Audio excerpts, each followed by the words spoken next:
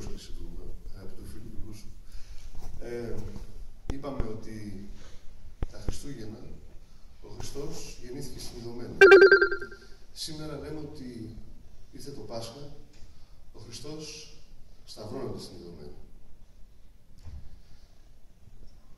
Ανήκω σε μια πρωτοβουλία των πολιτών της Θεσσαλονίκης που ασχολούμαστε με αυτό το τόσο σοβαρό ανθρωπιστικό θέμα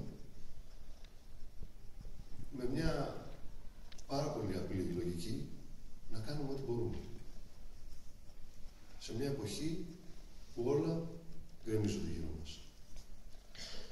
Πιστεύω ότι ίσως το κορυφαίο σημείο από το λίγο που πρόλαβα να δω την ταινία ήταν η τοποθέτηση του κυρίου Τσατσάνη αναφορικά με τον πόλεμο.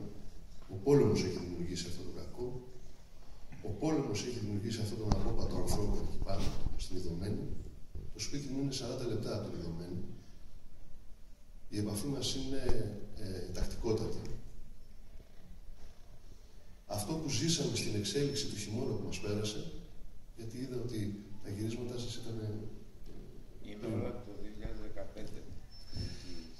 Αυτό το οποίο λοιπόν είδατε στην ταινία και αφορούσε την Ιδωμένη, ήταν η καλή πλευρά, η φωτεινή πλευρά του φεγγαριού. Σήμερα η κατάσταση έχει αγγίξει πια τη γενοκτονία.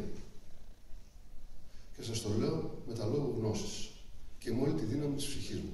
Επιχειρείται με αλφαγιώτα μια γενοκτονία εκεί πάνω.